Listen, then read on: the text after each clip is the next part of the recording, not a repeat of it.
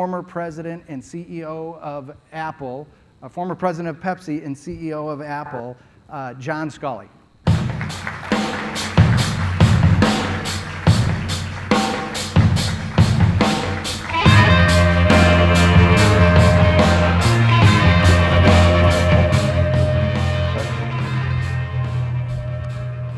Well, thank you very much, and good morning, everybody.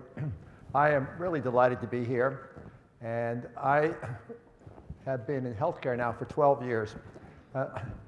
About 12 years ago, one of my good friends, Bob Metcalf, who you may know is the person who invented Ethernet, which is the underpinnings of the technology for the internet, said to me, he said, "John, people like you need to reinvent ourselves from time to time." And so I thought about that a lot. And I wanted to invent myself around a noble cause. Years ago, when I had first joined Apple, I'd been there for about 3 months. And I was sitting around the Macintosh engineering lab with Steve Jobs and Bill Gates. It was late at night. And Bill and Steve were talking about their noble cause. They were going to change the world one person at a time. Bill was creating this thing called shrink-wrap software. Steve was creating a personal computer for non-technical people. It's considered a pretty outrageous idea back in the early 1980s. And I'm sitting there just listening because I had never heard the words noble cause with business in my entire life.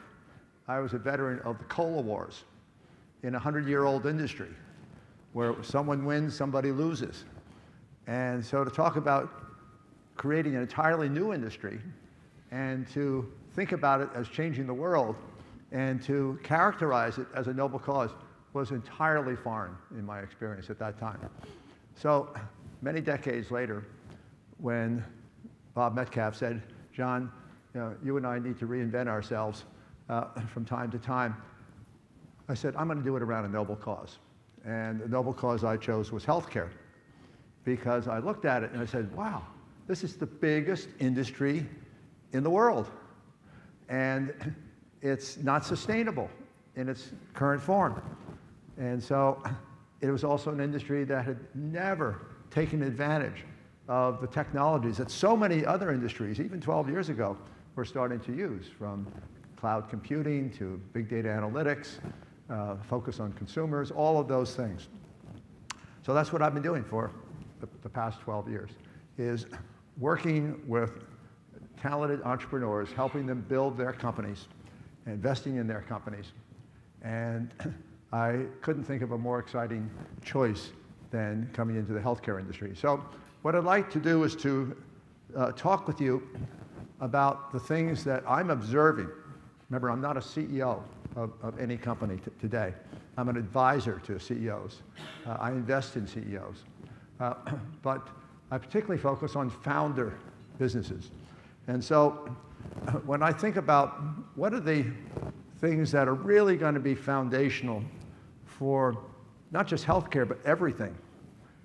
If I were to be giving you this talk and it was 100 years ago, not 2018, but 1918, I would be talking to you about the business architecture of the 20th century. And in 1918 happened to be the year that electricity was switching from direct current, which couldn't be transmitted in any great distance, to alternating current, DC to AC.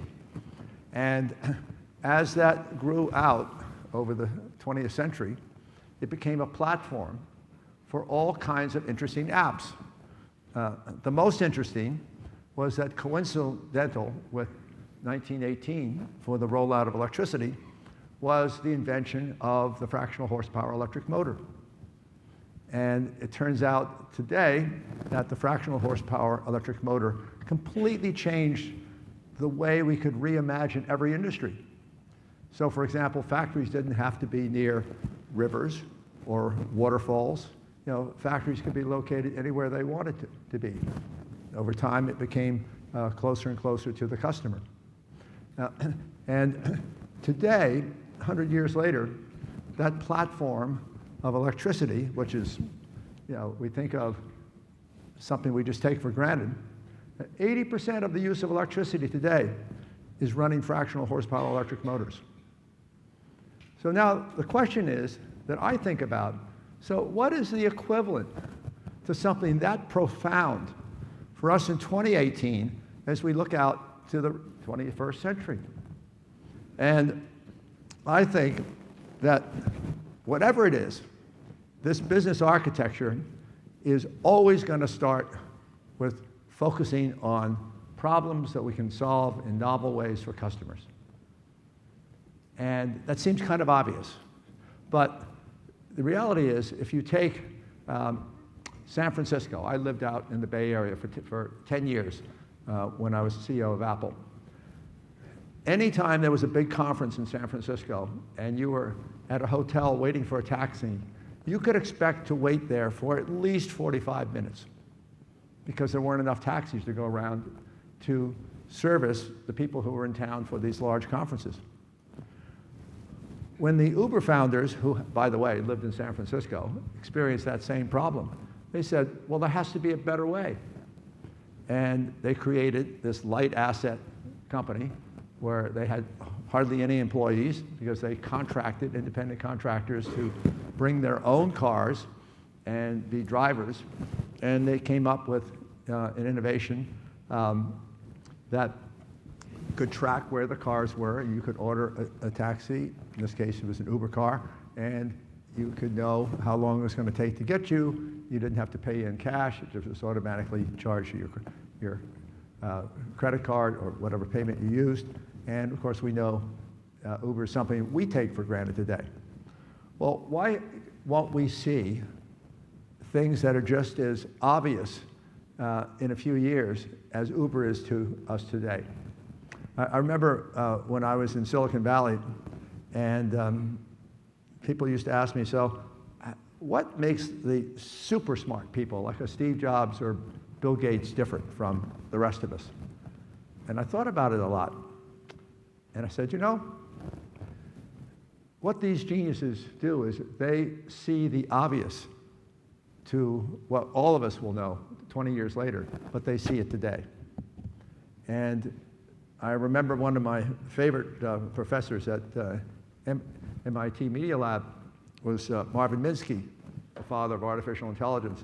And Marvin used to say, you don't really understand something well unless you understand it more than one way.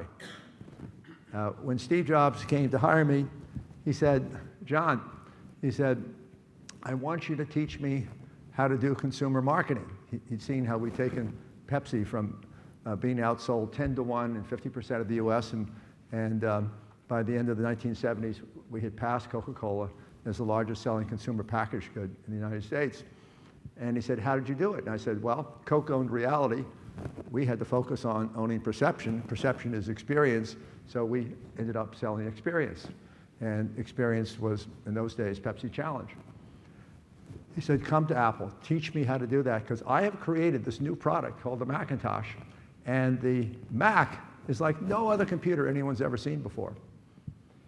It's for non-technical people. It's going to be a bicycle for the mind. And these non-technical people are going to be able to do amazing creative things. He was the only person in Silicon Valley who thought that way. Everyone knew Moore's law. They knew that computers were getting more and more powerful. Bill Gates and Steve Jobs looked at that same information from Moore's law and said, wait a minute, not only will they get more powerful, but they're going to get less expensive. And that means eventually it's going to be affordable for people to have their own personal computers. It seemed like a completely outrageous idea at the time, but it's something that obviously became obvious to all of us a couple of decades later. So now let's talk about what I think that equivalent is for healthcare. And I believe it is the transactional platform automation. And just keep those words in mind, transactional platform automation, because I'm going to keep referring back to that with case histories and examples and business architecture as it relates to healthcare. And why it's so important, transactional platform automation, is because it enables us to think systemically about reimagining the experience of healthcare and how we deliver healthcare, how we price healthcare, and ultimately how we make the cost of healthcare in the United States, which it isn't today, sustainable for our economy. So, McKinsey Global Institute has estimated of this $3.5 trillion healthcare industry we have today, projected to be about $5 trillion by 2025, that 900 billion of that $3.5 trillion industry today is waste, fraud, abuse, misuse, and avoidable expense. 900 billion. That's about 30% of that $3.5 trillion, is complete inefficiencies. And this is an industry that has largely been shaped by special interests. One of the reasons why you haven't seen the high-tech industry until now become deeply involved in the healthcare industry, because it's so complex, and the complexity usually defies logic. It's policies, and it's protocols, and it's just the way we do things, and it's special interests trying to maneuver the industry to their advantage. So, transactional process automation, platform automation, is going to enable us to rethink how we systemically conceptualize an industry. And it will all start with the patient themselves, as opposed to starting with the infrastructure of the system that's out there. And it is completely realistic that we can save not billions of dollars, not tens of billions of dollars, but multiple hundreds of billions of dollars as the healthcare industry starts to imagine ways in which they can adopt transactional platform automation. Now, what's driving this is VBC, value-based care.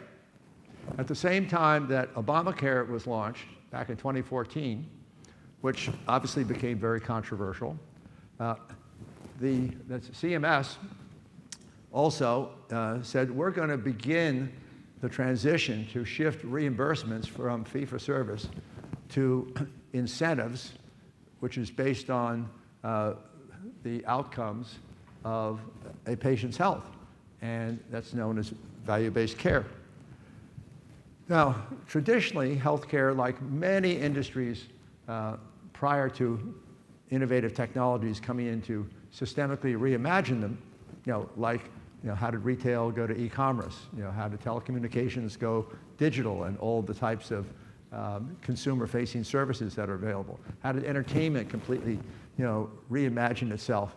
And we now think of most entertainment can be derived just off of a handheld smartphone.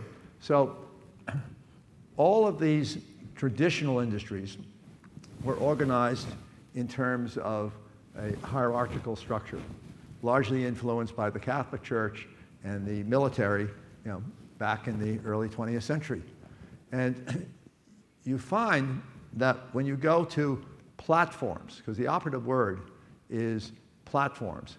When you go to platforms, platforms are able to do something that vertical hierarchies cannot do. Because vertical hierarchies are traditionally organized in silos. Things are connected to something else, is connected to something else, but it may be ad hoc. It may not be systemically advantaged. Whereas when you have a platform, by definition, it goes through the entire system. So if you think of the future of health and wellness, it's all going to be around the experience of the patient, who, by the way, is also a consumer, that the patients are going to be empowered with more and more tools and knowledge and simpler ways to do things, and you'll be able to think about, as healthcare payers and providers, you'll be able to think about how your business can take advantage of platforms that can take data throughout the entire continuum of care. So if you look at what's happening in 2019, we're going to see MACRA, which is the Medicare Advantage and the CHIPS Reauthorization Act, which is captured now, instead of all of these different ways of looking at incentives, it's going to be consolidated into MIPS, which is a metric that'll become higher and higher profile, and means that payers are going to be using disruptive innovation to be able to take advantage of the CMS incentives and penalties as we move further and further into value-based care. And so the point of care can be wherever you are. The point of care increasingly will be at retail point of sale. The point of care will be at home point of care. So the point of care can be in many places. What each of these things have in common is that it's all about enabling and empowering consumers who are patients and getting past the incredible amount of inefficiencies. Remember that statement I said that McKinsey Global Institute estimated $900 billion of waste, fraud, abuse, misuse, and avoidable expense. So what I want to do is to give you a context to kind of simplify the complexity of the healthcare system. The US healthcare system spends 86% of the entire expenditure of our healthcare system in the United States on chronic care patients. And if you just take the most seriously ill top 5% of those patients, these are people with maybe 9 high comorbidity diseases. These patients are spending about 50% of the entire spend of the US healthcare system. So if it's $3.5 trillion, that means they're spending about $1.750 million of expense every year. So they're not only killing the healthcare system, they're killing themselves.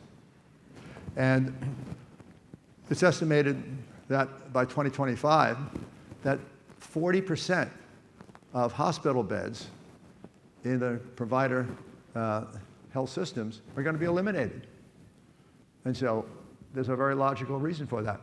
I had a hernia operation about 2 years ago. I went in, it was done with a Da Vinci robotic, low invasion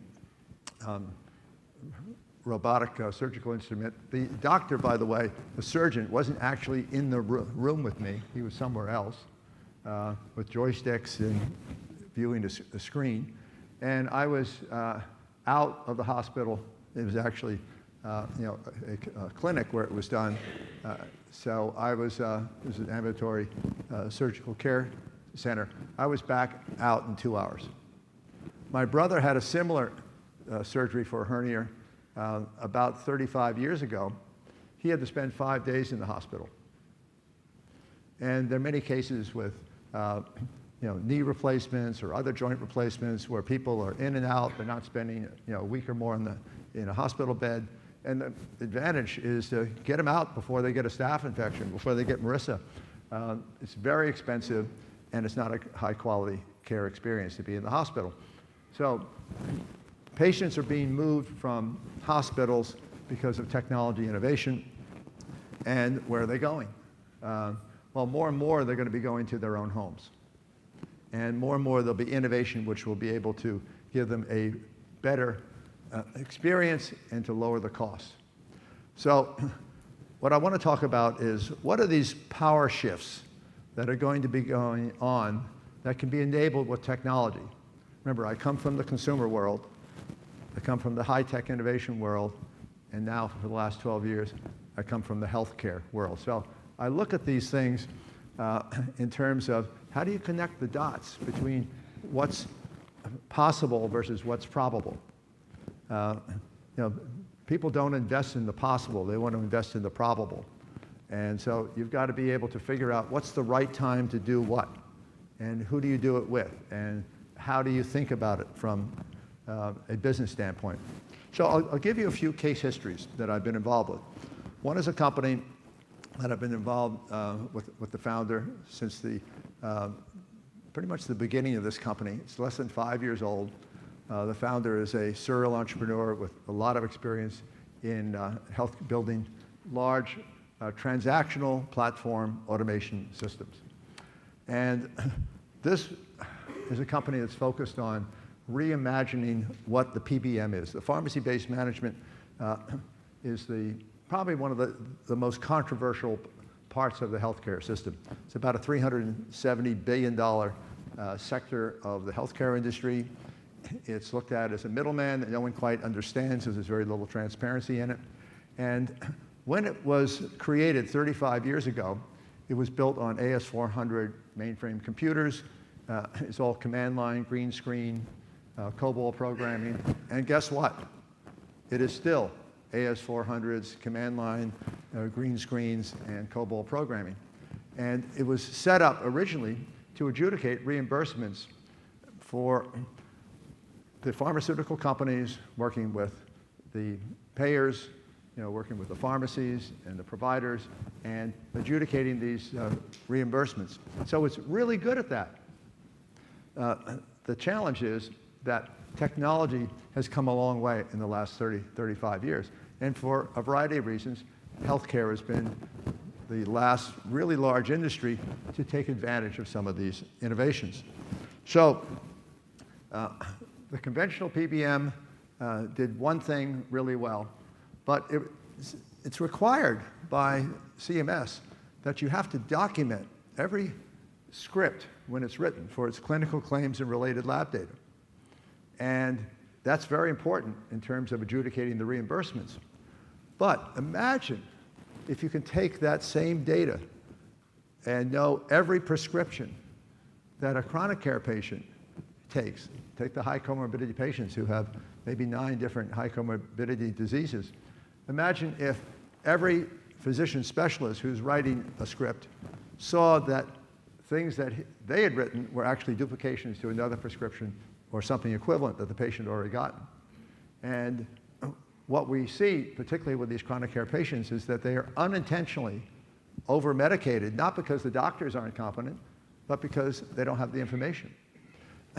The side effects that come from one prescription may not be intentional if the physician specialist knew all the other prescriptions that patient is getting and what the known side effects are for patients like them.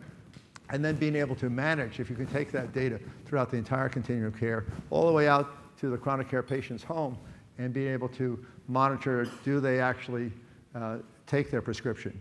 Most people don't. 50% of people who get a prescription don't actually take it. And monitoring whether they're doing other things that will be good for their health. Problem is, people are very reluctant to change their behavior. So what RX Advance is, it does all of those things. So now we're just under 5 years old. In 2018, we'll do $10 billion of contracted revenue. And we expect we'll probably double that by the end of next year. And we expect to get much larger after that. Now that sounds like big numbers, but in the context of $3.5 trillion, it actually is not that big a part of the total spend. The point is that when you come into healthcare, the size of market sectors are many times bigger than entire industries that have ended up building some incredibly powerful and well-known high-value companies. And so it's the scale, the ability to not only build these transactional platform automations, but to make them scalable. Now, it turns out that platforms are really good at scaling. And automation is a really good way to take out costs, particularly a large part of that $900 billion of fraud, waste, abuse, misuse, and avoidable costs that McKinsey Global Institute has analyzed. And transactions are key, because a platform that just gives you information isn't as valuable as a platform that gives you information, but also tracks transactions all the way through the system. So transactional platform automation is pretty fundamental. So let's look at the telehealth era versus the online doctor era.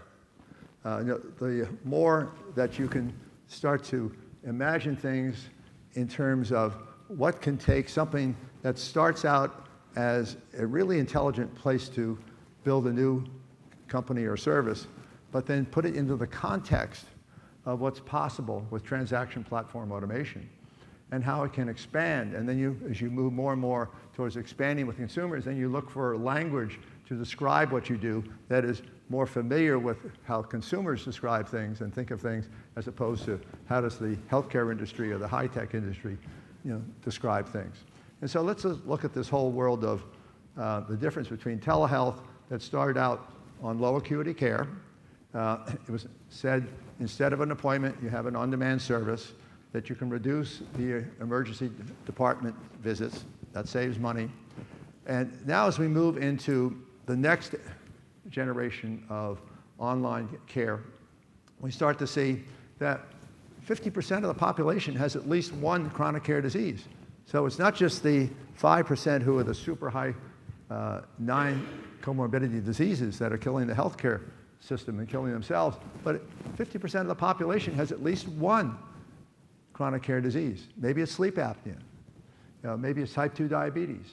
But we're going to start to see the ability to service those patients who are otherwise healthy but have maybe one chronic care disease. We can start to move up into higher acuity types of diseases that we can help service.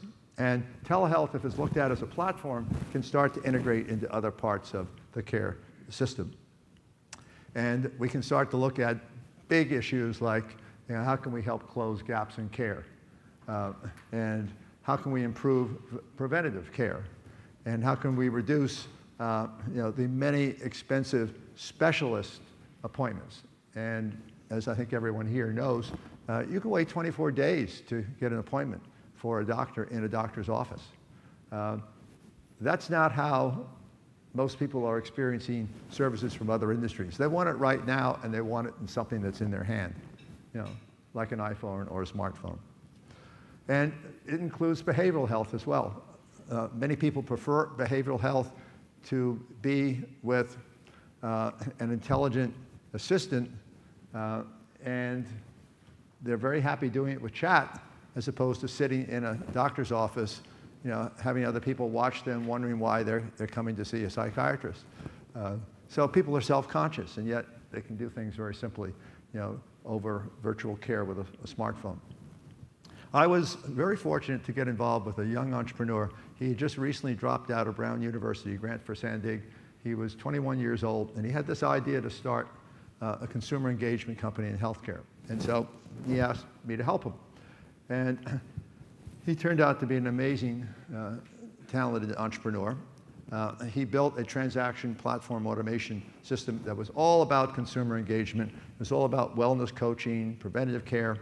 And what we did was he came up with an idea that said, let's focus on the person in the family who is typically most responsible for the health and wellness of other members of the family. And typically, it's the woman of the household, and they look out for their spouse, they look out for their children, they look out for their in-laws, they look out for their parents. So it's not always that way, but it's very typical.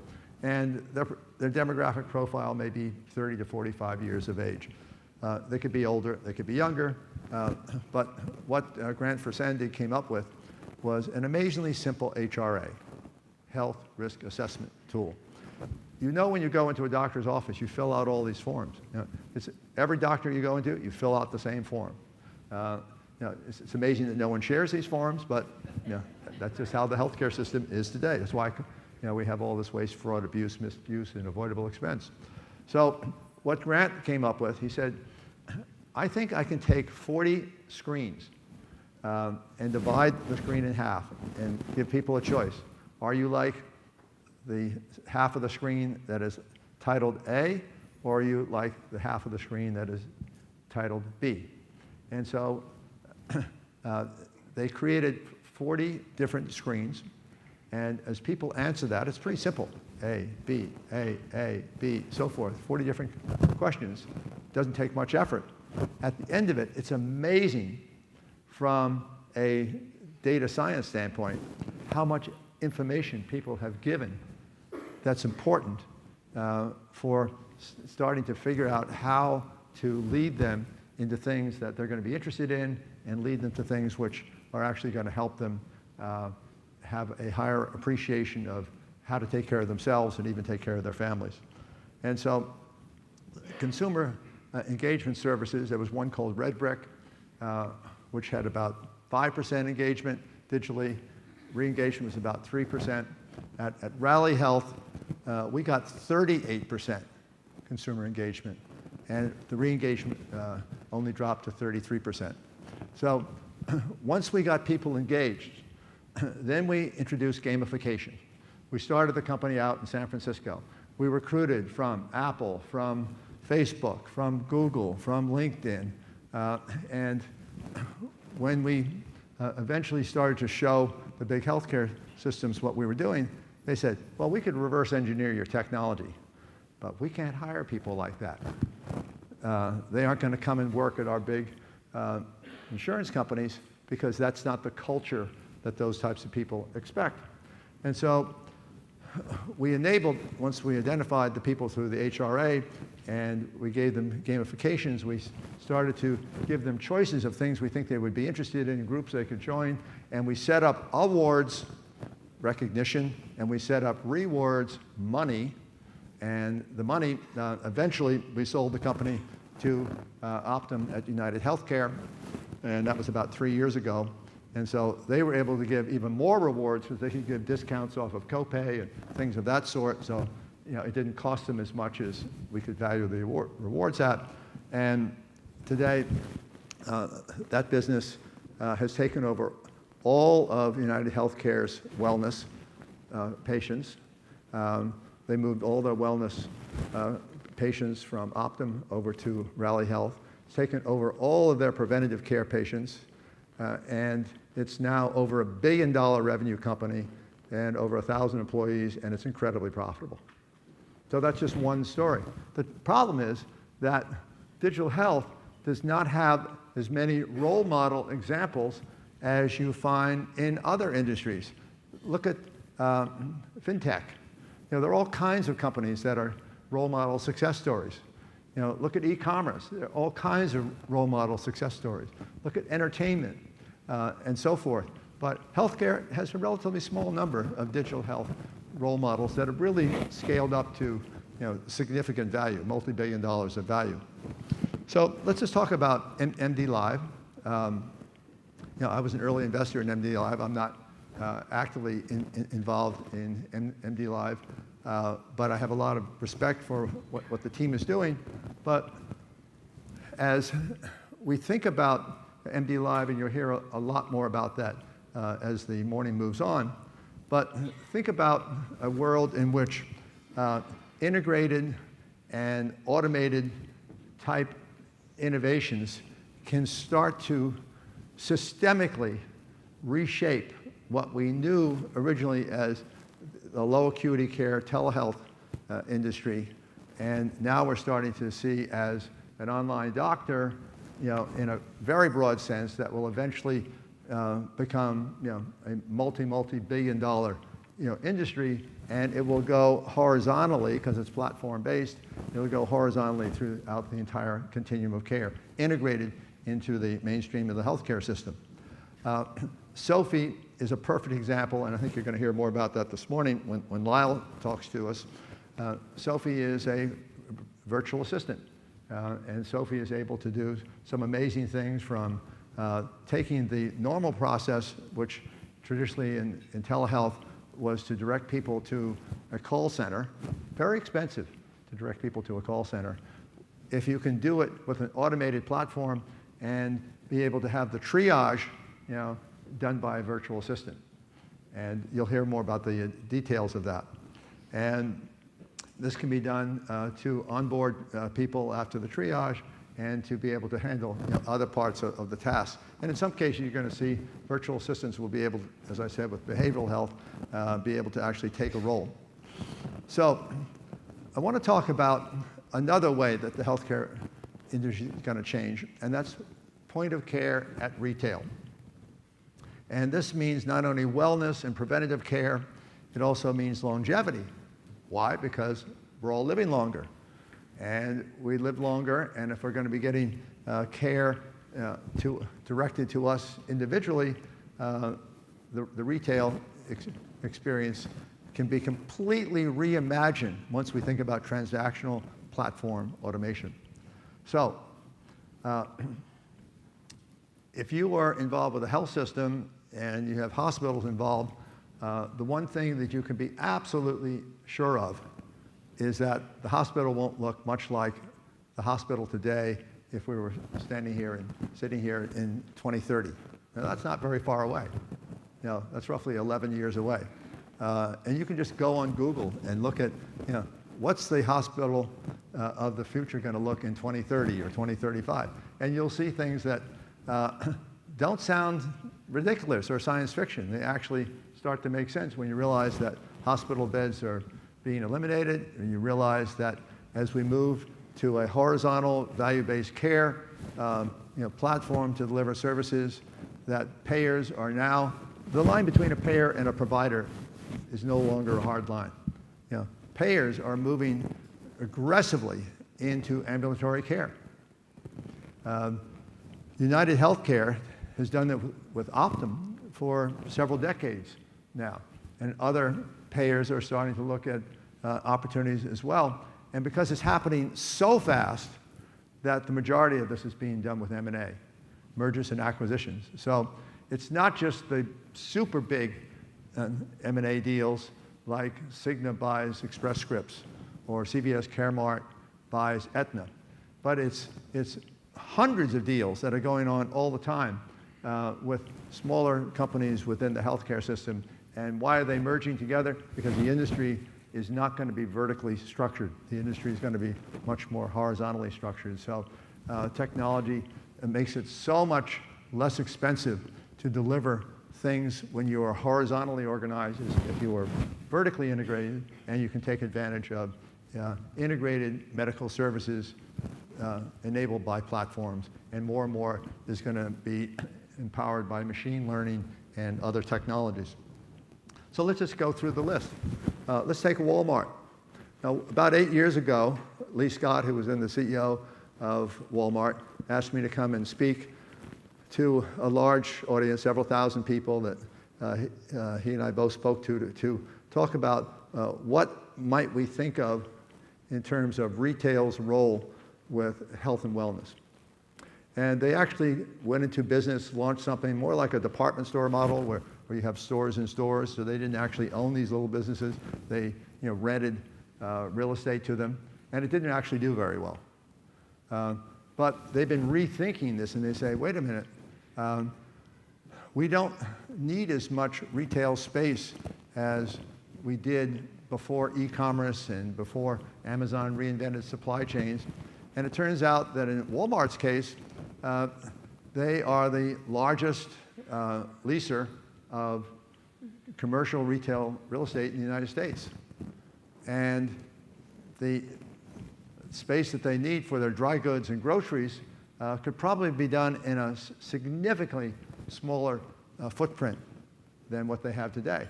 Maybe as much as 50% smaller, but they still own these leases that are out there. So they're starting to reimagine.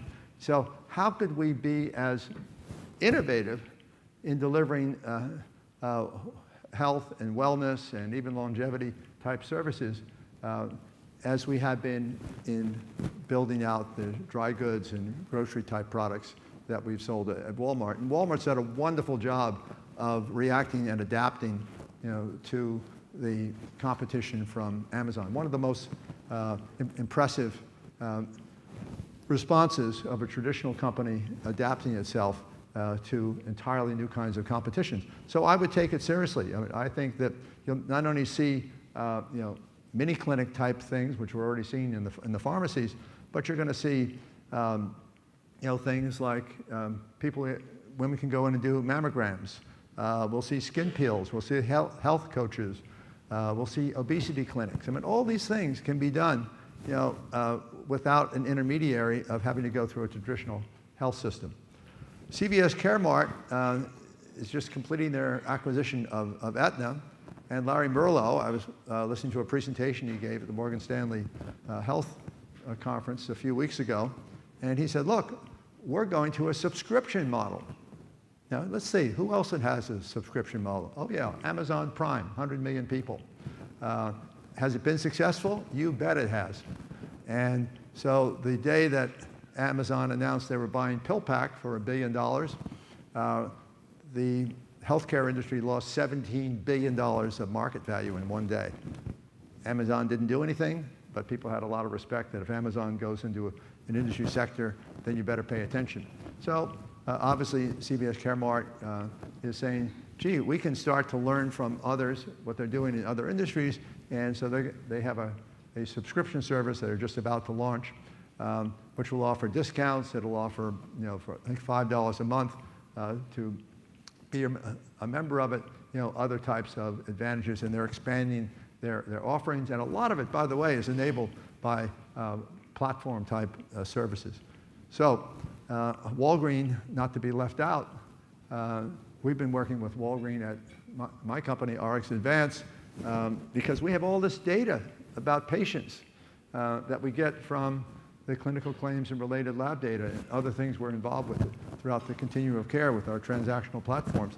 And so we're helping them be able to systemically reimagine the role of the pharmacist to become the second most important person advising patients, consumers, when they come into the stores.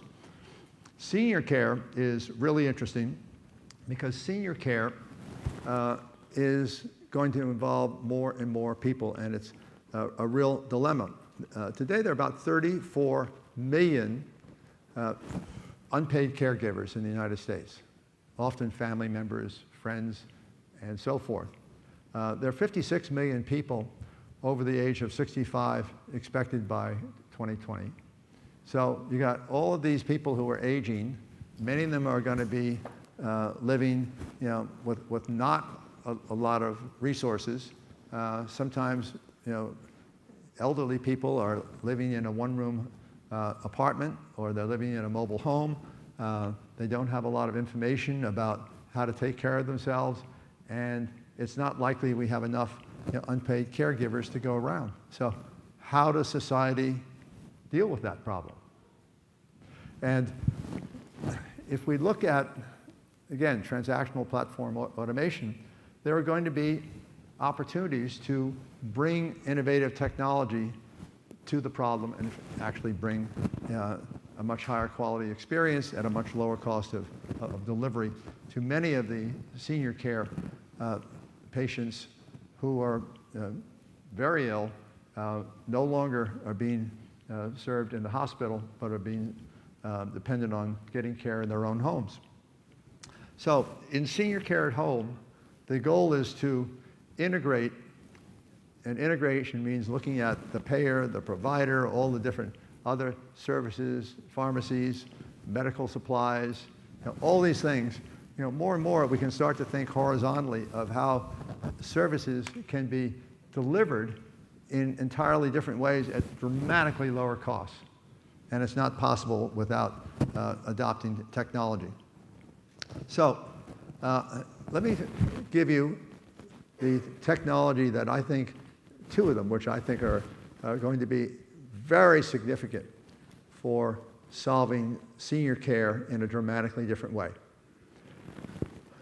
I've experienced the changeover from high tech, from when it was nothing about consumers, when it was for scientists, for engineers, for large corporations, and that was the world of Silicon Valley when I arrived, to the era where today we've seen so much of the value of the most successful companies in high tech are all focused around things for consumers. Amazon, Facebook, Google, Apple, and so forth. There's always been a pretty predictable path for those innovators if what they do becomes pervasive. It always starts out as a curiosity. And you see someone prototype something, and it may be an engineer, it may be a small company, and you say, gee, that's kind of interesting. I remember a young entrepreneur came to see me at Apple. His name was Rob Campbell. He was in his early 20s. And he said, hey, John, I did something really cool. I want to show it to you. And I said, great. And he starts to bring up on the screen. This was in 1986. So computers were just getting to the point where the screens were large enough we could actually display stuff on a computer screen, and we could raster an image, thanks to Moore's law, fast enough that it didn't take 2 minutes to paint the whole screen with a graphic, which, by the way, is where it was back in 1983. So I'm looking at what he's doing. He's showing graphics on the screen and showing type. And I said, well, what do you call it? He said, well, I call it PowerPoint. I said, oh, that's pretty cool. So we invested in it at a $14 million valuation. And we made it the next big thing after desktop publishing, because I wanted to do something that was a follow-on, so we called it desktop presentation as the screens got bigger and more powerful computers and so forth. Our board of directors said, well, we have no business being in the venture capital business, so we sold it to a company up in Washington called Microsoft for $21 million. It's probably today worth about $140 billion. So we made a mistake. But it went from a curiosity to something useful. We were doing curiosity demonstrations of what you could do on a screen. This talented young entrepreneur, Rob Campbell, figured out how to make it useful. And then eventually, the third step is something useful becomes pervasive. It becomes indispensable. Imagine if I said, everyone, please surrender your smartphones and iPhones right now. That's indispensable. So take Alexa very seriously. Apple introduces Siri. It was a curiosity. But it didn't do very much. And it didn't always work very well. Amazon got inspired. They then, a few years later, created Alexa. Technology is more powerful. And Alexa became useful. But that's not the end of the story. Because while Alexa is a machine learning voice assistant, it is limited to task response, meaning, Alexa, set my alarm tomorrow at 6 a.m. Alexa, play John Legend. Alexa, what is the weather in Boston today? So it can respond to questions, and it's a wonderfully good at what it does. And by the way, so now Google has Google Assistant, and Microsoft has Cortana, and Apple has improved Siri. And so you've got a lot of these machine learning voice assistants out there. I will predict, with a high degree of assurance, because I already see most of the stuff working, is that the task-based voice assistants, like Alexa and others, will move between the next 1 to 3 years into a conversational type experience for people, meaning that you can ask questions and it can respond back with answers, but it can also notify you when it has some information that it thinks is important that you know, and then it can also say, and therefore, why don't you do the following? So now you're starting to get a conversation. In fact, Google came up with something called Duplex, that they've been demonstrating it, and people have kind of freaked out because they think when they're talking to Duplex, because it actually has a conversation with them, that they're talking to a human being, and they aren't. They think they're talking to a human being in a call center. They're actually talking to a machine and carrying on a conversation with it. So this stuff is real. So a conversational user interface, being able to integrate wellness coaching and notifications. Remember, everything's horizontal across information that's coming across the entire continuum of care. And what I want to give you an example of what that experience might be like in the next 1 to 3 years for a chronic care patient who is living at home by themselves with no caregiver there to help them. So you wake up in the morning and you're Mr. Feldman. He says, "Good morning, Mr. Feldman. Last night you only slept 4 hours. Your heart rate was quite high. You didn't use your CPAP again. I notified your doctor and she would like to have a video chat with you today at 4:15 p.m. Yesterday you didn't take your statin again and you've not exercised for 5 days. Can we talk about it? Why aren't you weighing yourself every day? I talked with Nurse Angelica and she would like you to call her this morning. Shall I place the call now?" Time to get up and have something healthy to eat. This is not science fiction. And if you don't sense that we're at the point, the tipping point in healthcare of these kinds of innovations. So 8 years ago, Microsoft with Health Vault, Amazon with with drugstore.com, Google Health, all of these people came into the healthcare industry with great fanfare. Every one of them failed and left. It's 8 years later, and they're coming back, and they aren't going to fail. These are smart companies, and they understand today. And so you're going to see massive amounts of innovation at scale coming from leaders in the high-tech industry, as well as entrepreneurs. So one innovation is the virtual voice assistant. The other is sensors. When I came to Silicon Valley, it was all about microprocessors. And we were the tool maker generation for microprocessors as computers became personal and we shifted to people getting a user experience that was all based around graphics. And now we're seeing that it's not just microprocessors that continue to evolve with Moore's Law, but it's sensors. So I co-founded a sensor-based company, which was called Misfit. We sold it very successfully. But all it could do was like every other early sensor-based company, it could measure 1,000 steps or 10,000 steps. And you could see it on a little screen, and you had to recharge these devices all the time. And so it was back in the curiosity stage. Now Apple's introducing the Apple Watch. It's now a $10 billion business. They're adding an AFib sensor capability shortly on it. Fit will probably do the same. But these are still just getting to the useful stage. The indispensable stage is that medical sensors are getting better and better every year, more and more capable, and enable those through transaction platform automation across the entire continuum of care. And all of a sudden, the experience that I just gave the little scenario about is completely practical and incredibly affordable. So here's the bigger question for many of you who come from traditional employers or from traditional payers or traditional health systems. And it's an issue of, are you prepared for what's going to be happening at an increasing rate of change in our industry, in healthcare?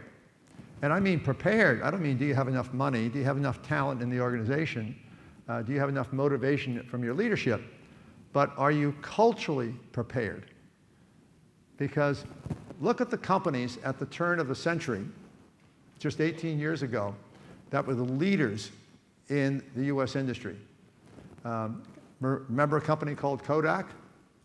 That was a $28 billion market cap company.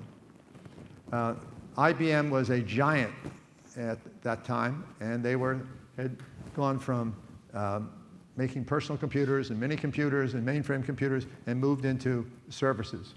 And they bought PwC and some other services, and they were doing very well. If you look at GE, it was the most valuable corporation in the world in the year 2000. Now it's 2018. GE is broken up. People aren't sure it can survive.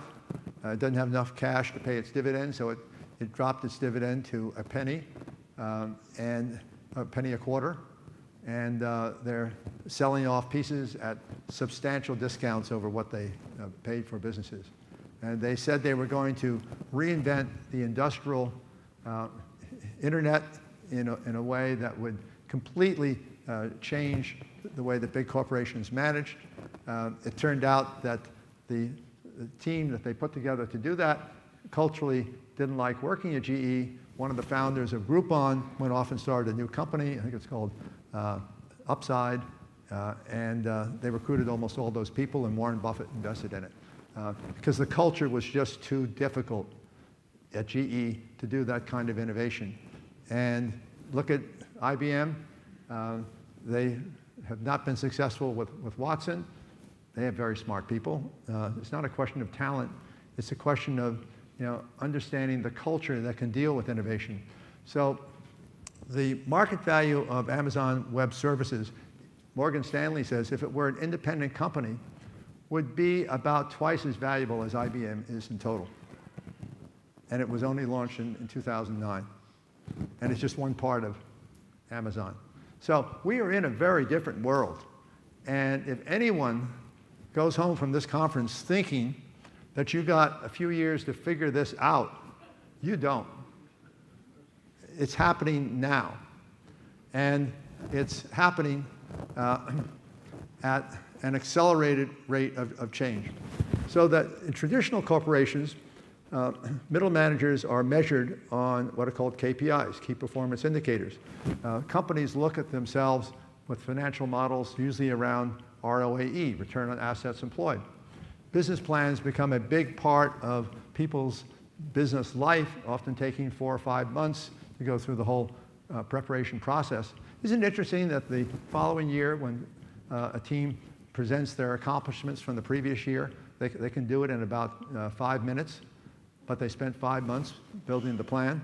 And the reason they can do it in 5 minutes is because it's usually 1 or 2 things that determine whether they were successful or weren't successful. So my advice to companies is forget about the business plan. Sure, you got budgets, you got to think about how money is being spent, you got disciplines. Yeah, that doesn't go away. But start thinking about your role in terms of a customer plan. What's in it for the customer, who, by the way, is typically a consumer or a patient in healthcare, and say, what's the real value we bring? What's the equivalent of what Uber did when they reinvented personal transportation? And by the way, the taxi industry didn't disappear. It expanded personal transportation when Uber and Lyft developed their businesses. And then what's the cost of customer acquisition for those customers? And then how do you monetize those customers? What's the lifetime value of those customers? How do you think about ways in which you engage with those customers? So each one of these are really important questions to think about and answer, and they're all about the customer. And then if you want to write a business plan or a budget, then attach it to the insights that come out of the way you measure success through metrics that are all customer metrics. And then think about empowerment. That's what we did in the early days of the personal computer industry. What we were doing was empowering people to do things. That was an outrageous idea, back in the early 1980s. It's a pretty obvious thing today, and it translates to coming up with there has to be a better way to do things. And work that is truly innovative is always done with small teams. It always amazes people who come out of large organizations who are in charge of technology to hear that there were less than 12 people who developed the Macintosh. By the way, there were less than 12 people who developed the iPhone. So you think of Apple, the most valuable corporation in the world, but you say, so actually, how many people did it take to develop the iPhone? About a dozen people. And so why do they have all these other people? Well, they're all doing other things. They're managing roles in supply chain. They're managing roles in customer support. They're building various ancillary products that can take advantage of the iPhone's platform. But the actual true innovation is done by a small team of people. If you have an experience with software, it's done entirely different today. It's done with a system called Agile. Agile uses a methodology called scrums, which are frameworks for all of this is to do things, very rapid prototyping, rapid code writing, and then the most important thing when you're building release code is that you do what's called the build. Someone works on something, it works really well until you integrate it with all the other things, and then something blows up somewhere. So the Agile process is the most popular way that innovative companies are building things, and they're doing it at an increasingly faster and faster pace than what was possible before. And they're learning, big organizations now realize that if they want to compete in innovation, they've got to be able to be insatiably curious. They've got to be able to take risks. They have to be able to reward people, when they're successful, but they can't punish them when they make mistakes. And this is all about culture. This is not about computer science. It's about culture. And so a large part of what I do is focused around culture. So at RX Advance, we had 31 people last year. We'll end this year about 140. But we're now building out a 100-acre campus outside of Boston to accommodate about 2,000 people over the next 36 months. So how do you grow from small to bigger and not lose your culture in the process? Culture is so incredibly important. The last thing I'd like to tell you about is speed to scale. And no one understands this better than the Chinese. I'm an advisor to a private equity fund that does quite a bit of investing around the world, particularly in places like China, and they do only consumer businesses. So there's one company called OFO Bicycles, which is a bicycle rental company. They're a little over 3 years old. This year, they will rent about 30 million bicycles a day. 30 million bicycles a day. And that seems like a large number till you realize that their plan for next year is to license 300 million bicycles a day. I'm going to be in a lot of trouble. That's my wife, Diane, calling me. Which means I've been talking too long, I'm sure. So we're living at a time where what used to maybe take 6 years has to get done in 1 or 2 years.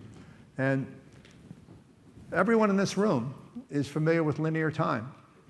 You know, we think in terms of hours, days, weeks, months, years. We kind of have it picture in our mind how long it takes to do things. And yet, when you get into the world of innovation, it's all about exponential time.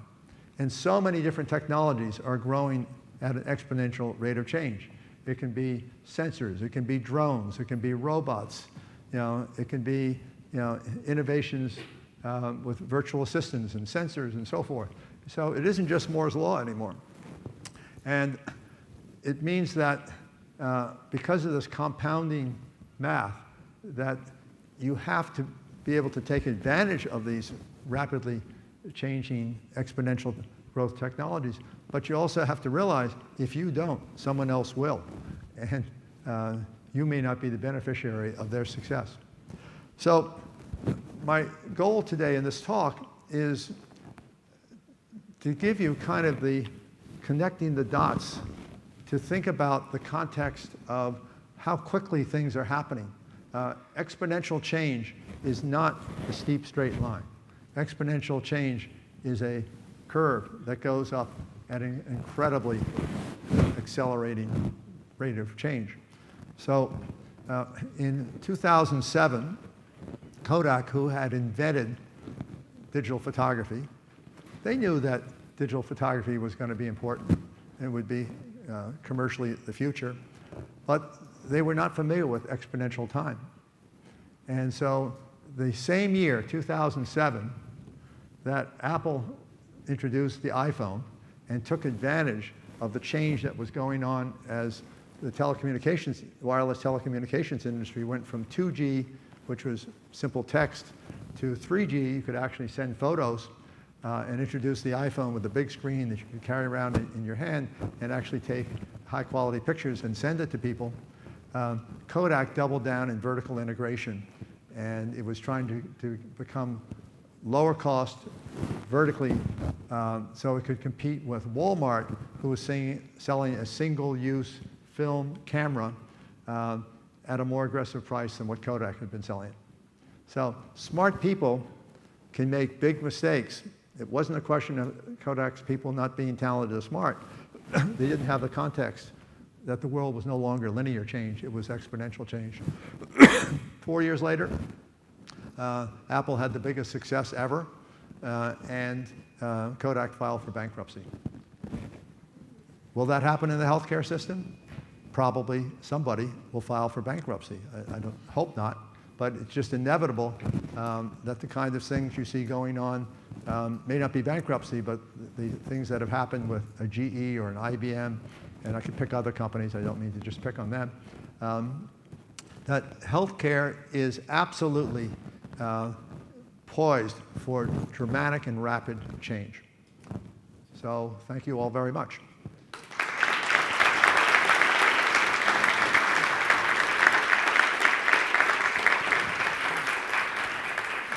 So we have time for just a few questions.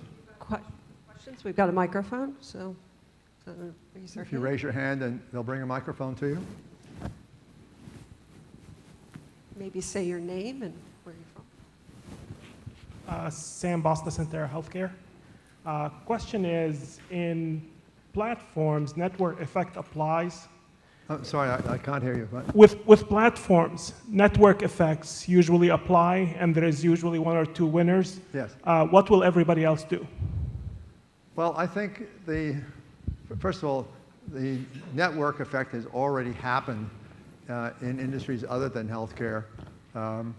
That's what Instagram is. That's what WhatsApp is. I mean, they're all benefiting from the fact that people like what you can do and they tell their friends about it, and its network effect grows through, people share their experiences with other people. That's the network effect.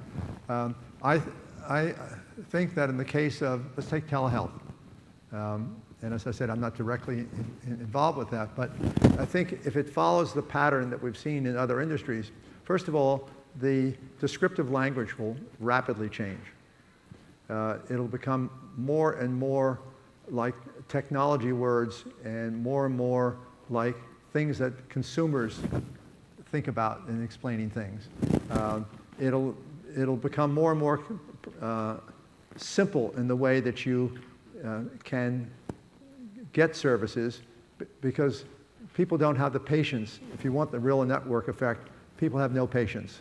And so things have got to be simple. People aren't going to want to download apps. They're not going to want to go through various steps. They don't want to spend, 15 minutes waiting for something and another 10 minutes, being triaged. I mean, maybe that's the best we could do a few years ago, but there are going to be even better ways to do those things using technology. Using, by the way, I think a lot of the technologies I was referring to. And it won't just be one company. I mean, I think the whole industry in what has been called the telehealth industry is going to start to do more and more of that as time goes on. That's okay. I mean, the industry is big enough to have more than one vendor in the industry. But I think you will see a network effect, largely because the kinds of things I was saying are not only possible but probable, that are going to depend upon patients being able to get information directly, patients being able to get services without wasting. And you're going to start to see employers who are taking a bigger role. I mean, employers are smart and know that if they can get people to start to take care of themselves better and to get services quickly and to not have to show up at an emergency department or not have to be readmitted back into a hospital after discharge, it saves the employers money.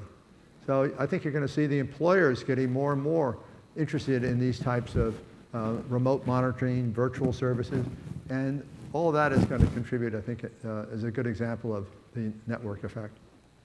We have time, I guess, for just one more question. Yeah, Sculley, Marcus Boss, Biden Health. To ask somewhat of a provocative question, do you think there'll be a point in the future where primarily your PCP will be an AI, where it'll be gathering the data and then providing that care, and you only see a human for some other instance? Well, that is a provocative question. And if you follow Vinod Khosla, who's a venture capitalist in Silicon Valley, a very successful one, he said that he thinks that 85% of diagnostics will be able to be done by technology. I think that's probably an exaggeration because we still need good doctors. It's just that the way that you relate to your doctor can be done in dramatically different ways. So that a doctor who is towards the end of their career is probably not going to say, gee, I think I want to learn how to become a doctor that can serve my patients virtually. Not a high probability. But young doctors are going to say, gee, I can reimagine how I can be successful as a doctor, and some of what I do may be face-to-face, some of what I do may be virtual. There's no question when we go to transactional platform automations that it enables providers to systemically rethink how they deliver healthcare. And so it's much more efficient for a provider to have the specialist talk to the PCP, and the PCP talk to the patient, and have the PCP, be most of the relationship. And you can actually start to imagine, concierge models that leverage technology plus the PCP, plus matching the patient online up with a doctor they've dealt with before, being able to have the SOAP notes and being able to have, the electronic health records, all of that stuff accessible. And when you think that a PCP today spends somewhere between 55 and 70% of their time on administrative process that's required, the majority of that can be taken over, not just by assistants, but it can be taken over by the technology. There's no reason not to. So I think, in my opinion, there will definitely be doctors, but they will be performing their role as doctors in a way that will be dramatically different from the appointment-only based model. So I think that's a prediction I can safely say is absolutely going to happen. Yeah. Okay. Thank you all very much. Hey, John, thank you. Thank you, John. All right. Was that a good start to the